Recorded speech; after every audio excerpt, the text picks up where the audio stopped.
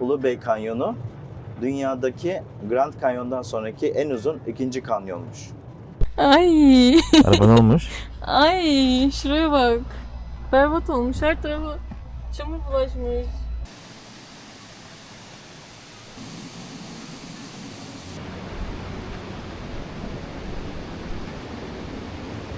Taş yakaya düşebilir, o yüzden Ters bir dikkatli olun. yerde Bastığımız yerler o kadar derin ki 200-250 metre. Fanus gibi ilk çağdan kalmış gibi bir görüntüsü var. daha yemek yemem lazım. Yemeklerimi yiyemiyorum. Ağzım açım ağzıma dökülsün.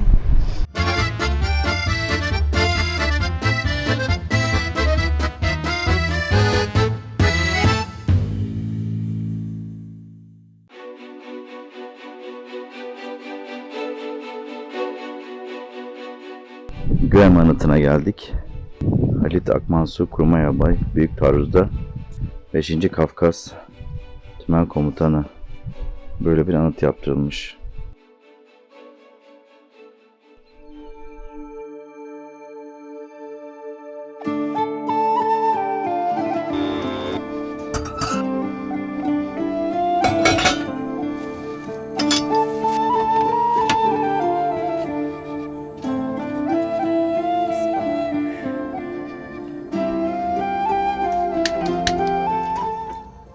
Şu anda Göem Göleti'ndeyiz.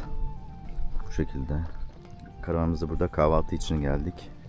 Bugünkü ilk durağımız, kahvaltı durağımız. Buranın adı Göem Göleti. Etrafına mangal, piknik için gelebiliyorsunuz. Özellikle yazın bayağı kalabalık bir yer. Tabi bu mevsimde çok fazla kişi yok, hatta hiç kimse yok. Yalnızca biz varız. Her yer bize kalmış durumda.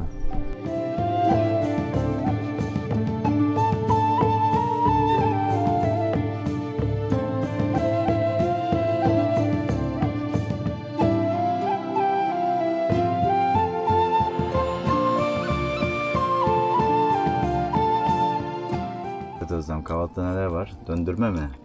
Her şey var. Döndürmemiz burada. Bugünün kahvaltısı bu şekilde. Afiyet olsun.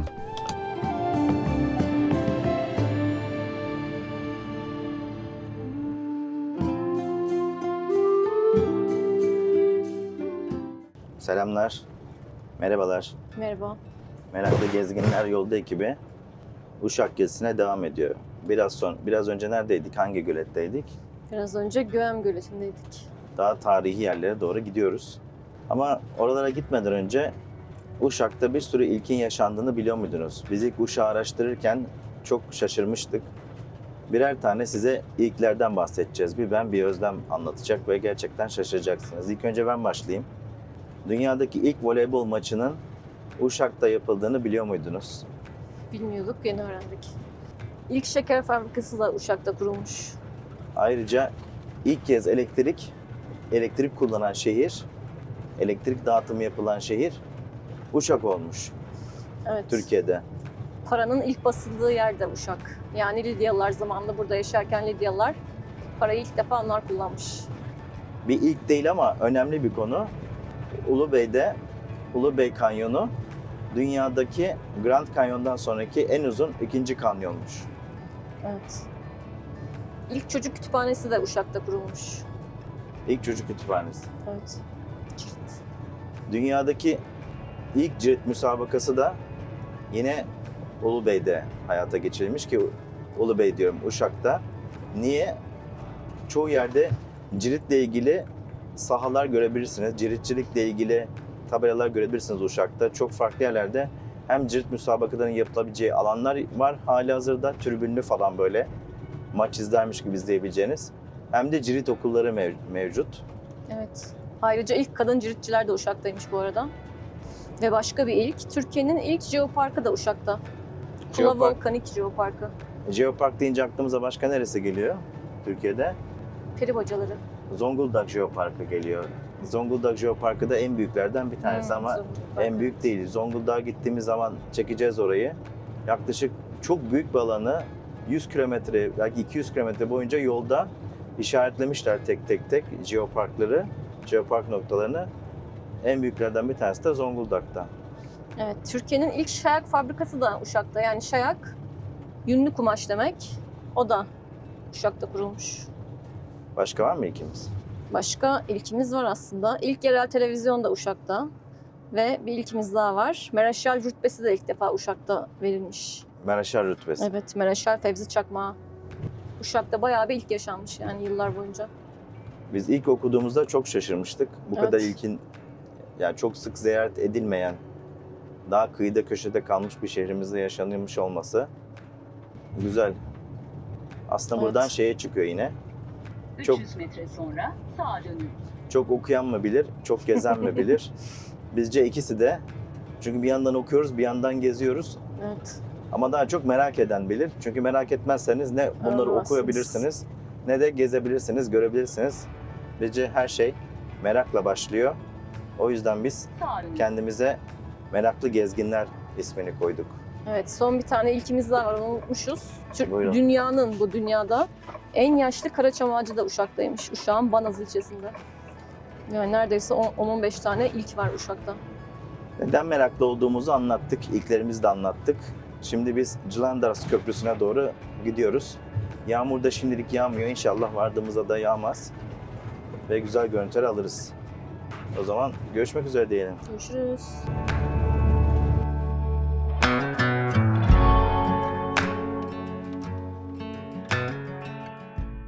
Ay, Araba ne olmuş? ay şuraya bak. Berbat olmuş, her tarafa çamur bulaşmış. Çok çıkamadığımız yollar yüzünden. Ağzımıza kadar çamur girmiş yani neredeyse ağzımıza. Bakın Cılandıras mesire alanı bu şekilde. Şimdi köprüye doğru gidelim. Evet, şimdi köprüye doğru yaklaşıyoruz.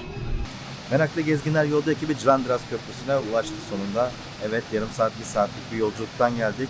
Milattan önce 6. yüzyılda yapılan bu köprü Frigyalılar tarafından hayata geçirilmiş. Papuz Antik Kenti'nin su taşımak için aslında yapılan bir köprü. Bu su sarnıcı aslında diyebiliriz. Ayrıca yanında da ufak bir şelale var farkındaysanız. Görebiliyor musunuz?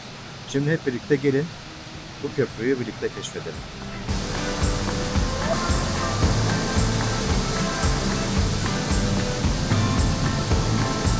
Çok güzel bir yürüyüş rotası. Dere kenarından bebekli aileler de gelebilir. Güzel tahtalar yapılmış.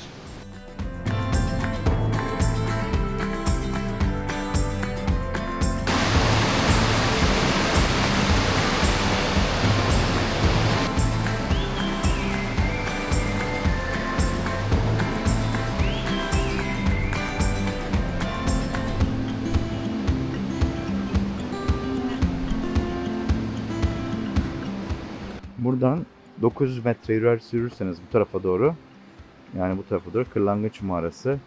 Aynı şekilde yine aynı bu tarafa doğru yürürseniz 3.6 kilometre yürürseniz Pepuza Antik Kenti'ne ulaşabilirsiniz. Bayağı uzun bir yol. Pepuza Antik Kenti ile de ilgili burada bilgiler var. Hristiyanlık tarihindeki bir mezhebi olarak kabul edilen Montanizmin merkezi ve ortaya çıkış noktası olarak kabul ediliyor. Pepuza Antik Kenti'nin önemli noktası bu. Bu şekilde. Ormandan bu şekilde yürüyüş devam ediyor. Bu şekilde patika ormanın işlerine doğru devam ediyor. Biz şimdi geri döneceğiz. Köprünün üzerine çıkacağız. Yani bir süre iyi gidiyormuş yol ama sonlara doğru, son 1 kilometre civarında bayağı böyle çalılar, çamur, hatta çamura düşenler olmuş, suyun içinden geçmek gerekiyormuş. O yüzden zor bir yol olduğu söyleniyor. Yani belki yazın dayanabilir, kışın bu soğuğunda o zaten olmaz. O O zaman- yüzden bilmiyoruz yani. Gidenler varsa yorumlara yazsın. Kolay mı zor mu biz de öğrenelim. Bir dahaki gelişimizde belki biz de gideriz. O zaman biz şimdi yavaş yavaş geri dönüş yoluna başlıyoruz. Önce köprüye çıkacağız, sonra da kanyonun oraya doğru gideceğiz ve kalacağımız bir yer bakacağız. Yarın menüsünde hem kanyon var, Ulubey Kanyonu var, hem de antik kent neydi diğeri? Ludas. Glaudas. Doğrusunu söyleriz yarın. O antik kente uğrayacağız. Şimdi köprünün üstüne çıkalım.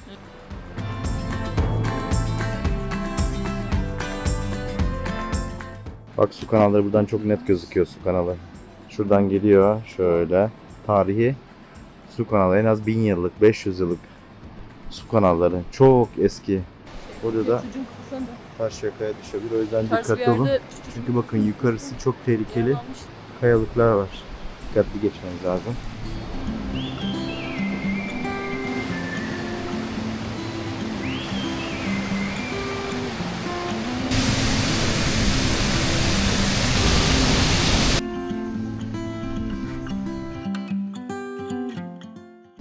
Bakın su buradan geliyor. Şelalenin suyu. Yukarıdan geliyor.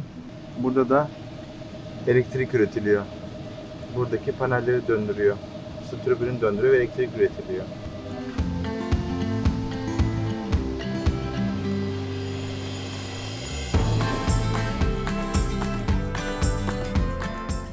Değil mi? Ne diyorsun? Çok yüksek bir köprü. Ay ferahlatması çok güzel. Merhabalar. Biz köprünün üstüne çıktık. Meraklı gezginler olarak yukarıdan nasıl gözüküyor merak ettik. Ve yukarıya doğru çıktık. Manzaramız şu şekilde. Tüm vadi bu şekilde görünüyor. Şimdi Özlem diğer tarafına da bakmak istedi. Özlem'i takip ediyoruz. Normalde su kanalı. Böyle. Bakın buradan gidiyor. Bahsettiğimiz su kanalları. Antik kente doğru. Burada kanalları çok net görüyorsunuz. Buradan akan su, aslında burası eskiden bir kanalmış. Bu kanaldan gidip bu şekilde bu kanaldan daha vadinin sonundaki antik kente kadar ulaşıyor. Burada kanal çok net gözüküyor. Bu kanalın devamını zaten ileride de göstermiştim. Papuza antik kentine kadar gidiyor. Vadinin devamında zaten bu kanalları size göstermiştim. Bu kanalın devamı ta 3.6 kilometre ilerideki Papuza antik kentine kadar gidiyor.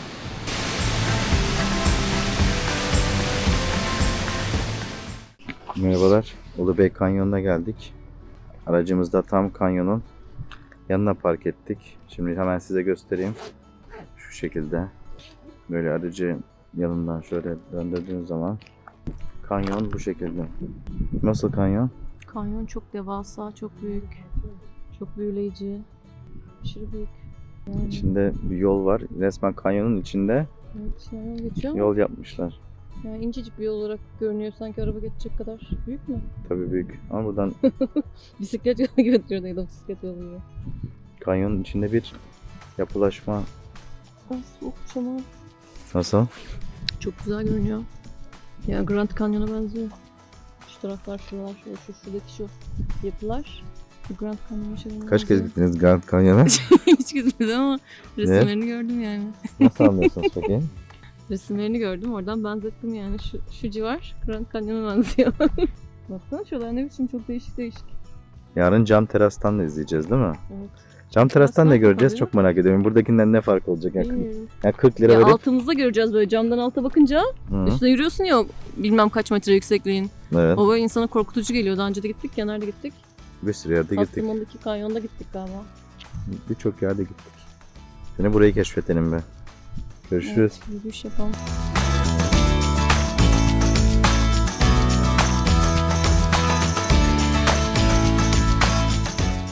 Bakın burada bungalovlar var. İsterseniz bunlarda kalabiliyorsunuz. Böyle kanyona manzara. Kanyona bakıyor. Özellikle terasları falan çok keyifli gözüküyor. Burada da zipline var. Ne diyorsun Özlem? Buradan bir Ulubey Kanyonu üzerinden zipline yapmak nasıl bir duygu olur? Çok korkunç olur bence çünkü aşırı yüksek bir kanyon. Ben şahsen yani denemek istemem. Ben zaten normalde bile yapmadım hiç hayatımda. Yani Bakın ne kadar yukarı çıkıyorsunuz. çok macera falan varsa yapsın tabii ki. İnsanın ayakları bile titrer. Bakın burası salıncak gibi bir yer. Sanırım buradan sallanıyorsunuz yalnızca. Ama asıl zipline burası. Buradan kayıyorsunuz. Bakın Of, karşıda da çok bir tane kule var, görüyor musunuz bilmiyorum. Kameradan gözüküyor mu? Ama altınız bu şekilde. bayağı bence cesaret gerektiriyor. Cesaret gerektiren bir aksiyon. Burası da Macera Parkı, şu ilerideki yerde. Burası Ulubey Belediyesi Çamlık Sosyal Tesisi. Tuvalet de varmış. Açık mı acaba? Bir bak istersen bir tuvalete. Burası da Macera Parkı. Burası da Macera Parkı. Bayağı fazlasıyla istasyon var. Yukarıdan geçiyorsunuz, yürüyorsunuz, aşağı iniyorsunuz. Bu şekilde. Çamlık Sosyal Tesisinin içerisinde de böyle kamelyalar var. Yine şömineler var, masa sandalyeler var barbekü yapmak için. Burada her masaya bir tane düşmüyor ama her iki masaya bir tane düşüyormuş gibi gözüküyor. Hobbit evleri dedikleri bu. Hobbit evine benziyor, evet. Burada da Çamlık Belediyesi'nin yaptığı Hobbit evleri var. Bunlar daha düz. 9 numara diyor. Demek ki 9 tane var. 9 tane var demek ki. Yok 9-10 diye devam ediyor. Demek ki bungalovlar 8 tane demek ki. Bungalovdan devam ediyor. Bungalovdan devam ediyor. 10, 11, 12, 13, 14, 15 tane. Bir tanesinin önünde ateş çanağı var mesela. Tam uçurumun kenarında. Bu şekilde hobbit evleri var.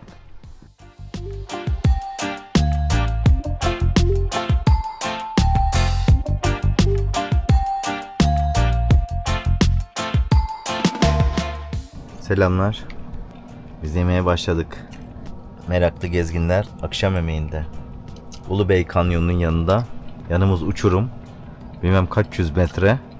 Biz 3-4 gün önce yaptığımız, mangalda yaptığımız yemekleri yiyoruz şimdi. Evet. Nasıl bir duygu uçurumun kenarında olmak? Biraz korkutucu. 1 kilometre, 2 kilometre var herhalde aşağısı. Vardır. Çok yüksek. Mangalda da güzel. Değişik bir dolmuş mu? Yarın cam terastan yukarıdan bakacağız. Sonra antik kente gideceğiz. Sonra da Eşme'ye gideceğiz. Yarın planı bu. O zaman yarın görüşmek üzere diyelim. Görüşmek üzere. Görüşürüz. Günaydın. Bu sabah Ulubey Kanyonu'nda uyandık. Tam kanyonun yanındayız. Ulubey Kanyonu. Manzara çok güzel. Şimdi ilk önce cam terasa gideceğiz. Sonra simülasyon evine, sonra da ters eve gideceğiz ama ters ev kapalı gibi gözüküyor. Önce bir ters eve bakalım isterseniz. Açık mıdır? Kapalı gibi gözüküyor. Biz Ulubey Kanyonu'ndayız. Şimdi cam terasa doğru gidiyoruz. Biraz yağmurlu. Burada şöyle bir heykel var. Bu şekilde su dolduruyor. Aşağıda salıncak var. Burası Ulubey'deki sosyal tesisler. Bakın Ulubey Kanyonu bu şekilde oluşmuş. Evet, ama burası bir gemi nasıldı? Gemi ucunun formunda tasarlanmış. Bizim gittiklerimizde galoş giymek zorunluydu. Ne kadar yüksek görebiliyor musunuz? Yeri görüyor musunuz? Görüyorum. Böyle ıslak sadece. Bastığımız yerler o kadar derin ki 200-250 metre. Evet, derinin sesi sabah geliyordu. Kanyonun en ihtişamlı yeri. Burada bir tepe var. Kanyon upuzun gidiyor ama kanyonun ortasında şöyle bir tepe var. Aslında kanyon ta ileriye kadar gidiyor. Merhabalar. Ulubey Kanyonu'ndayız. Uşak'ın en simge yerlerinden bir tanesi. Dün gece de burada kaldık. 75 kilometre uzunluğunda bir kanyon burası ve Amerika'daki Grand Canyon'dan sonraki en büyük, en uzun kanyon olarak gösteriliyor. Yaklaşık 9000 yıl öncesinde başlayan bir yaşam söz konusu burada. 9000 yıldır bu kanyonda yaşam var. Pepuz Antik Kenti ve Clandras da yine bu kanyonun uzantısı içerisinde. Gerçekten çok ihtişamlı bir görüntüsü var.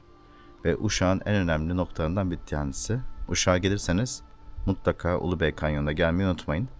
Burada hem cam teras var, hem de ters ev var. Macera parkuru var. Onun haricinde deneyim merkezi var. Yalnızca cam teras değil, buradaki yerlere de gidip Ulubey Kanyonu ile ilgili bilgileri alabilirsiniz, deneyimi yaşayabilirsiniz. Dileyenler buradan trekking de yapıyorlar aşağı doğru. Yürüyüş rotaları var. Bugün biraz yağmurlu olduğu için biz tabii yürüyüş rotasını yapmayacağız ama buradaki tüm noktaları göstermeye çalışacağız. Şimdi sizi manzarayla baş başa bırakıyoruz.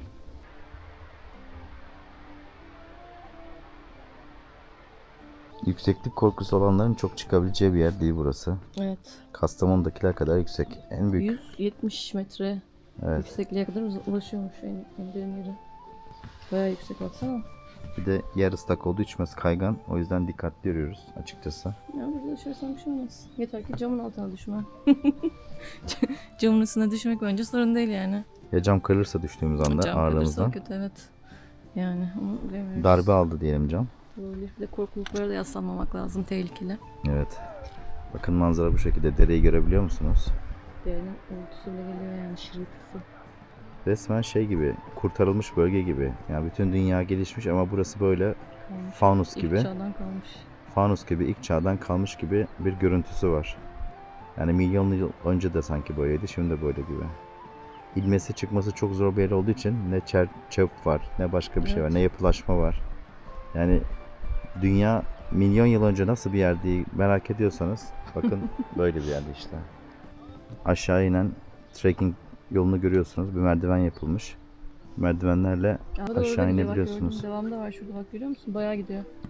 Burası Cilandras ve Papuza. Birbirine çok yakın görüyorsunuz. 4 numara Cilandras.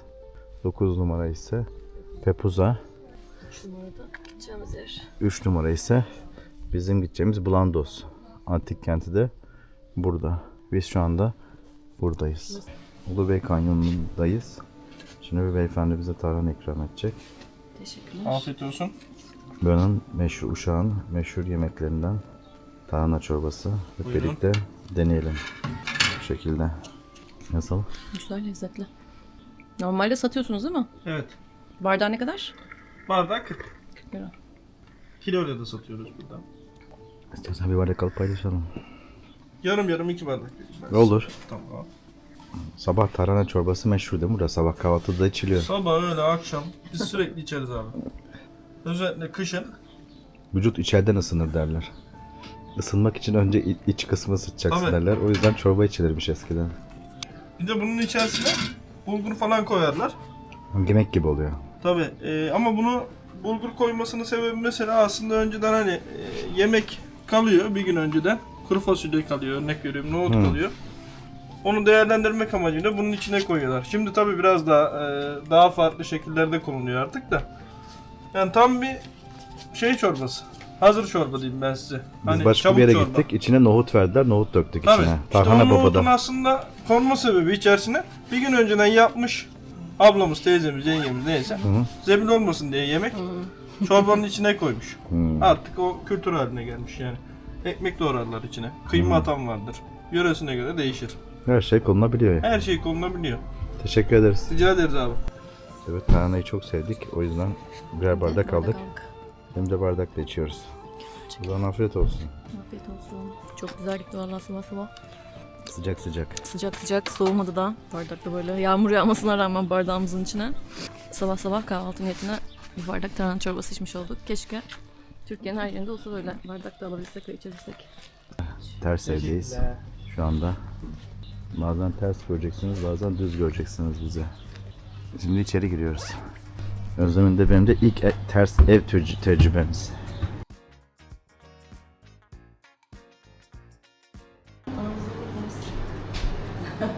Açılıyor mu buzdolabı? Tartının içinde bulabilsem. İçeceğim işte bakın. Daha yemek görmem lazım. Yemeklerimi yiyemiyorum. Ağzım açım, ağzıma bakıyorsun. Koltuk takılmamış, buraya gidiyorum.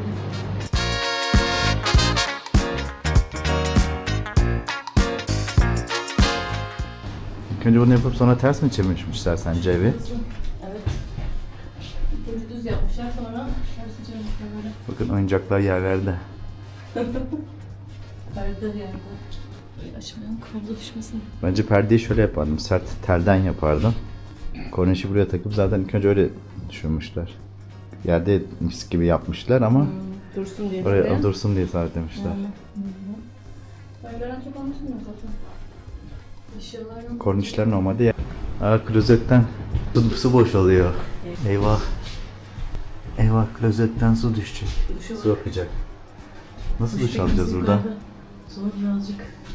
Çamaşır makinesine de yetişemiyoruz. Her şey ters. Bile de konusu da var. Bir de kovası banyoda yapılmış. Çöp kutusu da var. Tuvalet kağıtlık da orada. Her şey var. Sifonu çekelim. Acı bakar mı? Kaçın. Kaçın. Allah su akıyor. Şimdi de ebeveyn yatak odasına giriyoruz. Biraz önce çocuk yatak odasındaydık. Burası da ebeveyn yatak odası. Saç kurutma makinesi ve makyaj malzemeleri. Gördüğünüz krem. Birazdan Özlem'in fotoğraflarını çekeceğim. Birlikte birbirimizin fotoğraflarını çekeceğiz çünkü fotoğraf alınca daha dikkat çekiyor. Her şey ters olabilir ama her zaman Atatürk'ümüz doğru ve düzgün bir şekilde asılmalı. Gördüğünüz gibi. Buradan saygılar ve sevgiler sunuyoruz. Kanyonun üzerinde uçuyormuşsunuz gibi hissiyat veriyor. Sanal gerçeklik gözlüğü takıyoruz. Burada görmeniz gereken bazı bölgeleri görüyorsunuz. Yüzüstü alıyorsunuz ve şu motorundan size hava geliyor. İşte bulutların üzerine çıkıyorsunuz. O hissiyatı tamamen yaşıyorsunuz. Ulubey Kanyon hatırası yapmışlar. Burada da böyle salıncak var. Şimdi merdivenlere doğru ilerleyelim. Birkaç adım atacağız. Bakın cam terasta burada ne kadar çıkıntılı olduğunu görebilirsiniz. Böyle bir çıkıntı yapmış. Şimdi merdivenlere doğru gidiyoruz. Çok yağış var. Bakın merdiven buradan kanyonun belli bir kısmına kadar gidiyor. En aşağı kadar inmiyor. Bir yerden sonra artık toprak yolu takip etmeniz gerekiyor. Aslında keşke kanyona kadar inseymiş yazın. İnilirmiş. Yalnızca belli bir noktaya kadar inmesine izin verilmiş. Yavaş yavaş ineceğiz. 15-20 adım.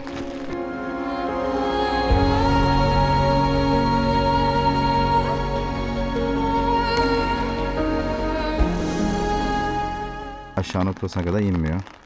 1/3'lik kısmına kadar iniyormuş gibi gözüküyor. Bu şekilde. O zaman görüşmek üzere. Görüşürüz.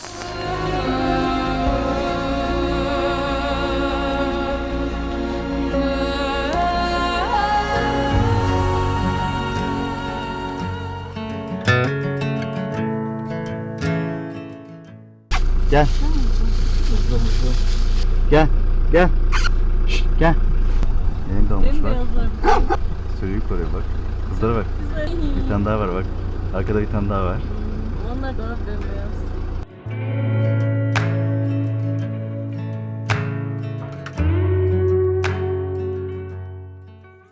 Karallı ciğercisine geldik. Çok kalabalık. Çok kalabalık, hiç Hiç beklemiyorduk. Hatta biz ayakta kalktık ilk geldiğimizde. Birilerinin kalkmasını bekledik, sonra oturduk. Şimdi de ciğerlerimizi bekliyoruz. Burası yalnızca ekmek arası veriyor. Çeyrek, yarım ve tam. Evet. Tamam. Çeyrek, yarım ve tam olarak veriyorlar. Herkes kimyon ekliyor. Biz de bulalım da kimyonumuzu. Burada ciğere kimyon ekleniyormuş. Hazırladım ben şimdiden Yalnız ekmek şuraya. arası çok dolu. Bayramda açığız diye yazmışlar. Hatta ben şey de eklemek istiyorum ya, biber. Yani bu rotaya geldiyseniz Cilandıras Köprüsü, işte neydi antik kentin adı? Blandus. Blandus Antik Kenti gibi bir rotayı yapıyorsanız Çıktı bak, mutlaka bu rotanın bir parçası yani ya da Ulubey Kanyonu. Bu üçlüye geldiyseniz mutlaka burayı da rotaya katıyorsunuz. Yani 4. durak burası gibi Evet. düşünebilirsiniz. Ben hiç böyle kalabalık Aşağı. beklemiyordum. Şahsen çok şaşırdım. Yani Yani öyle bir rota çizin ki zaten biz açıklamalara yazarız. Bir rota ekleriz. Rotayı da tıkladığınızda Google Maps'te açılır o rota. O şekilde direkt o rotayı takip edebilirsiniz. Açıklamada eklediğimiz. evet. Bakalım ciğer nasıl? En acı gözüktüğü çok belli çünkü Acı. renginden belli zaten. Acıymış ama çok aşırı, ben küçük küçük yiyebilirim. Acı da güzel yakışıyor yani sonuçta böyle şeylere. Renginden belli acı olduğu açıkçası. Olsun, ben yine de denemek istedim bazen çünkü. O zaman ciğerlerimiz geldiği zaman tekrar açarız. Evet, ciğerlerimiz geldi. Şimdi içine herkesin yaptığı gibi kimyon. Bir göster istersen nasıl içini. Bir de ben pul biber ekleyeceğim. Ben biber severim. İçi böyle. Şimdi yiyeceğiz. Çok lezzetli. Yaprak ciğer. Çok lezzetli. Tavsiye ediyoruz. Ben çok Tavsiye ederiz. Ben beğendim. Ben ciğer çok severim. Özellikle Arnavut ciğer, yaprak ciğer. Aşırı lezzetli bir ciğer. Eğer buraya yolunuz düşüyorsa mutlaka buraya uğrayın. Buranın tipik menüsü ciğer ve tabii ki ayran. Buranın en önemli özelliği una falan bulanmıyor. Una bulanmadan pişiriliyor. Herhangi bir dışında bir kaplaması yok. Ödüne ciğer gibi değil ama ciğer o kadar lezzetli ki o dışındaki kaplamaya bile gerek kalmıyor. Sen ne dersin? Benim yememden anlaşılır zaten. Özlem çok konuşmuyor bu sefer. Acıkmışım. Özlem acıkmış ve meraklı gezginler yolda yeni lezzetler keşfetmeye, yeni lezzetleri merak etmeye devam ediyor. O zaman bir sonraki durakta görüşmek üzere diyelim. Görüşürüz. Afiyet olsun bize.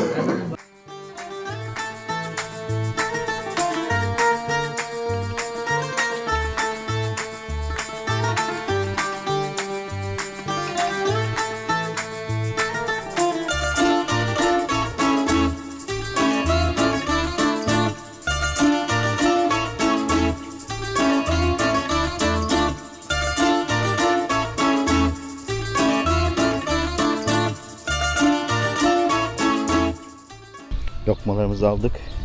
Gidiyoruz. Özlem 2 tane aldı. Çünkü 2 tane yiyecekmiş. Çünkü çok güzel görünüyordu. Dayanamadım. Göster bakayım.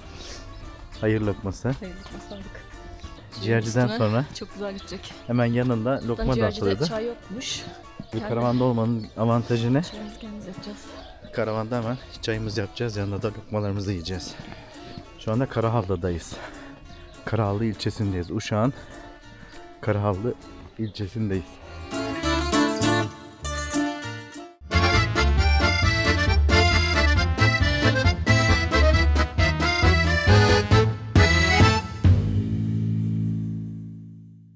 Yan mı yatmış bu ağaçlar, ne olmuş?